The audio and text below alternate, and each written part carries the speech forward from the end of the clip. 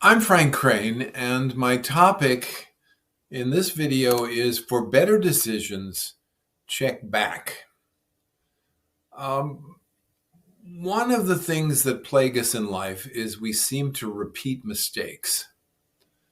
Why didn't I think about this?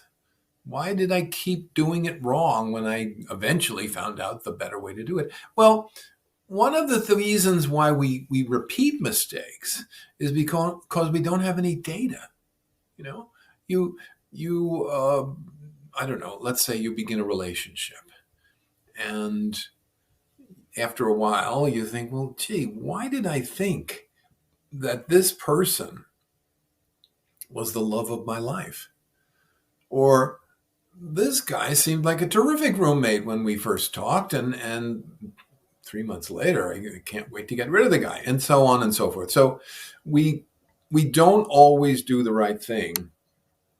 And what's worse, we don't know why we didn't do the right thing, or we don't know what the right thing was because basically we didn't keep enough information.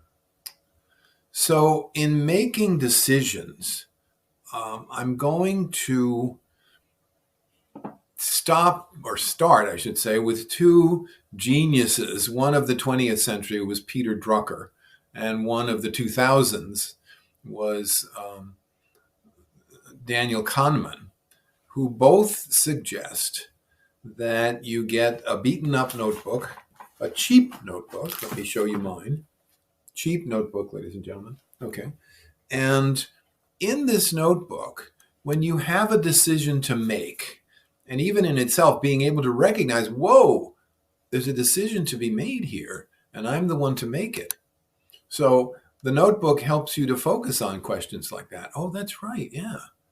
I ought to think of this upcoming situation as a decision I need to make, and a decision that can have good or bad consequences for me. Okay, so as both Kahneman and Drucker and others recommend, you open a page to your cheap little notebook and you write down the situation, this decision situation. Okay. This is a decision where I'm going to do this or this or this or whatever it might be.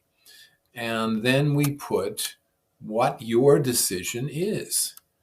So, do I stay or do I go? Might be the decision situation. And you decide, I'm going to go. Okay. So you say, okay, on this day, I decided I'm going to go. And here are the reasons why I'm going to go. And here are the benefits that I hope to gain from going. And you might also include the reasons I'm not staying. I'm not staying because this, and this. And here are the problems that I will avoid by not staying, and so on, and so on, and so forth. And then, fairly briefly, but as forcefully and as carefully as you can, write it all down, put it back in your beat up little notebook, put the little notebook on its favorite spot on the favorite shelf, and go on with your life. And about 6 months later, give or take some months, you open the notebook again and say, oh, yeah, way back 6 months ago, I was thinking about this. And I decided to do that because I thought I would get this benefit. Now, when this happens, very often you say, oh my goodness, what was I thinking?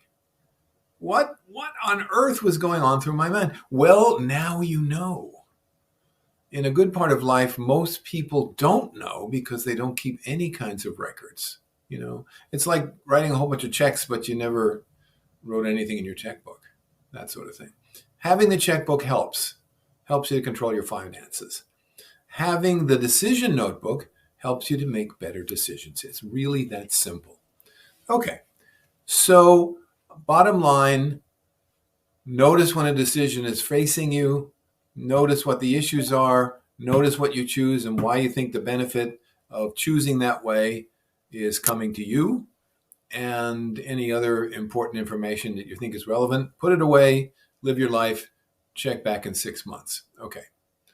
So, what's so good about this? Well, if you do that, you have a beautiful little self made social study, psychological study, behavioral study, you in action in the world making decisions.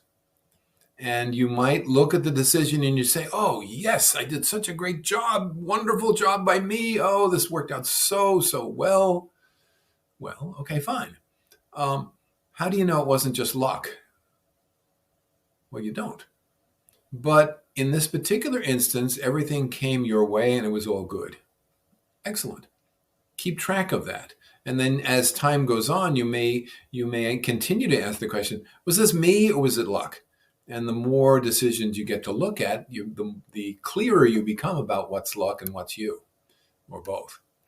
The other thing might be that you look at your decision and it didn't go very well. And you say, well, I thought it was a good idea, but there was this factor which got in the way and that factor which got in the way. This is priceless information.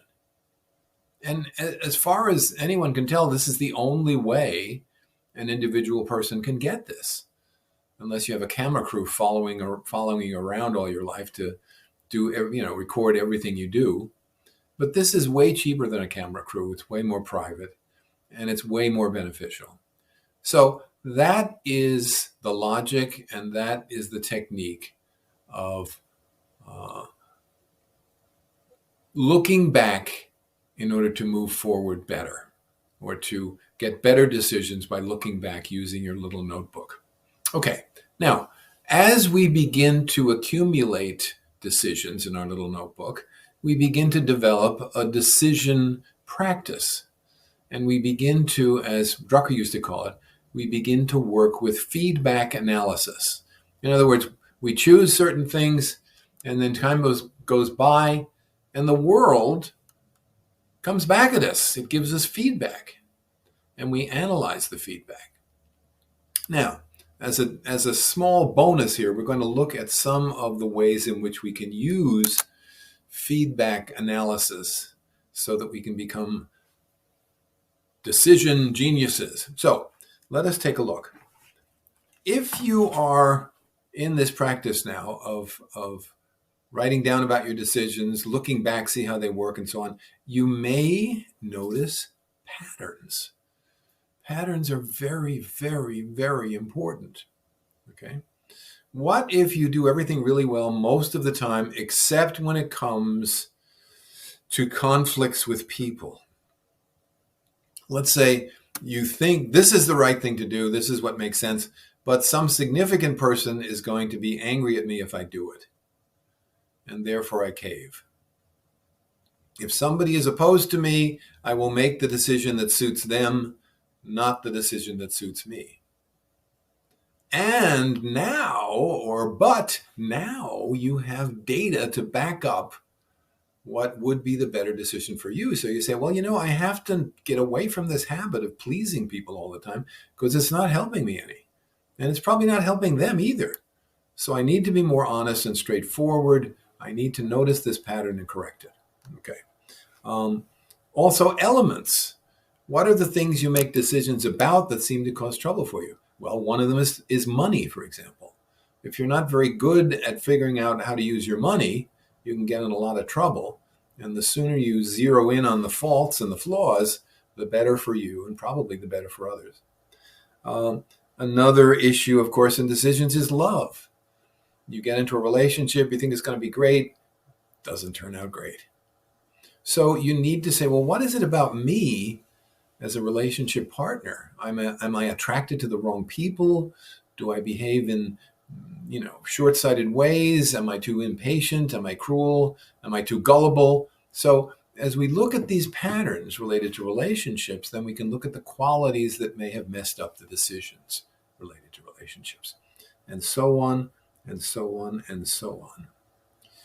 Another factor or another possible source of patterns in decision making is fear.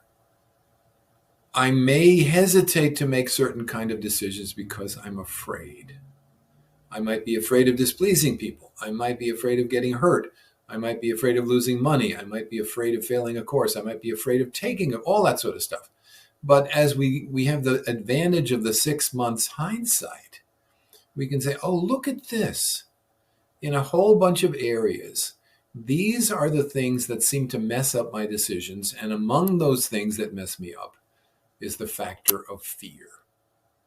I seem to have a lot of fear about a lot of things.